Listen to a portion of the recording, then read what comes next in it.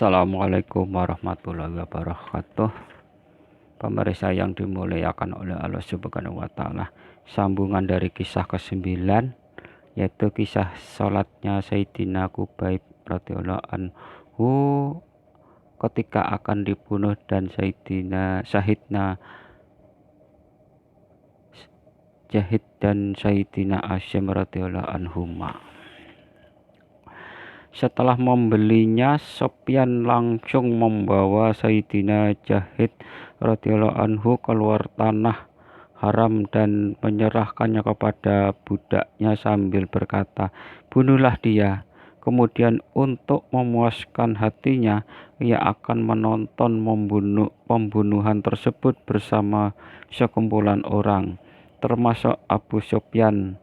Menjelang kesahidannya, Abu Sufyan berkata, "Hai Jahid, demi Tuhan, katakan dengan jujur, apakah kamu suka jika lehermu yang akan dipenggal ini diganti dengan kepala Muhammad dan kamu dibebaskan sehingga dapat berkumpul dengan keluargamu?"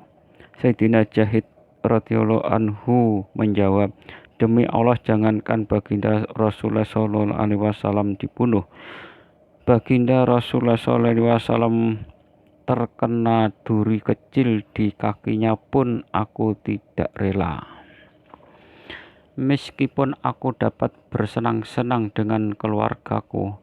Mendengar jawaban ini, kaum Quraisy merasa takjub. Abu Sufyan berkata, "Belum pernah aku melihat cinta yang demikian tinggi seperti cinta para sahabat Muhammad kepada Muhammad atau Sallallahu Alaihi Wasallam." Lalu Sayyidina Jahid radhiyallahu anhu dibunuh. Sayyidina Qubayb radhiyallahu anhu ditawan oleh Hujair selama beberapa hari. Seorang budak perempuan Hujair yang di kemudian hari memeluk Islam berkata, "Ketika Sayyidina Qubayb radhiyallahu anhu kami tahan, kami pernah melihatnya makan setangkai anggur sebesar kepala manusia. Padahal ketika itu di Makkah tidak sedang musim anggur." Ia bercerita, ketika hari pembunuhan Sayyidina Qubayb radhiyallahu anhu telah dekat, ia meminta pisau cukur untuk membersihkan bulu-bulunya.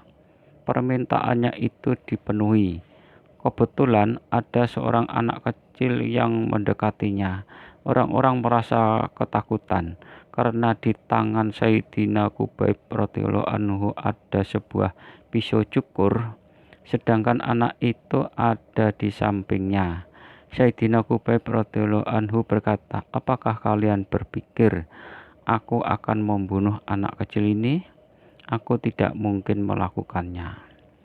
Lalu ia dibawa keluar dari tanah haram. Ketika ia diletakkan di tiang salib, ia ditanya, "Jika kamu menginginkan sesuatu, katakanlah." Ia menjawab, "Izinkan aku mengerjakan sholat 2 rakaat karena tidak lama lagi akan kutinggalkan dunia fana ini untuk menemui Allah Subhanahu wa Ta'ala." Permintaannya pun dikabulkan. Kemudian ia melaksanakan sholat 2 rakaat dengan penuh ketenangan. Setelah selesai ia berkata, "Seandainya aku tidak khawatir kalian menyangka aku takut mati, niscaya aku akan menambah sholatku." Ia pun salib lalu berdoa, "Ya Allah, adakah seseorang yang akan menyampaikan salamku yang terakhir kepada baginda Rasulullah Sallallahu Alaihi Wasallam?" Ternyata salamnya itu sampai kepada baginda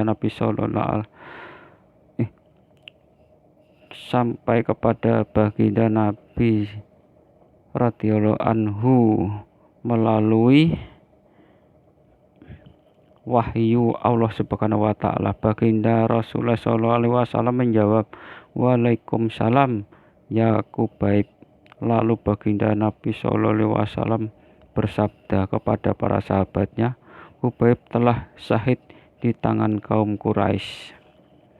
Pembunuhan terhadap Sayyidina Khubayb radhiyallahu anhu dilakukan oleh 40 orang Quraisy yang menikam dengan lembing dari 4 arah sehingga badannya hancur. Di antara mereka ada yang berkata, "Katakan, sukakah kamu jika Muhammad Shallallahu Alaihi Wasallam menggantikan tempatmu saat ini dan kami bebaskan?" Sayyidina Khubayb radhiyallahu anhu menjawab, "Demi Allah Maha Agung, aku lebih suka mati daripada baginda Rasulullah SAW terkena duri."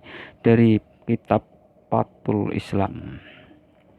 Faedah: setiap kata-kata dalam kisah di atas mengandung pelajaran bagi kita.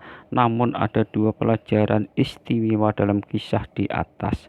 Pertama, tingginya kecintaan dan kerinduan para sahabat radhiyallahu anhum kepada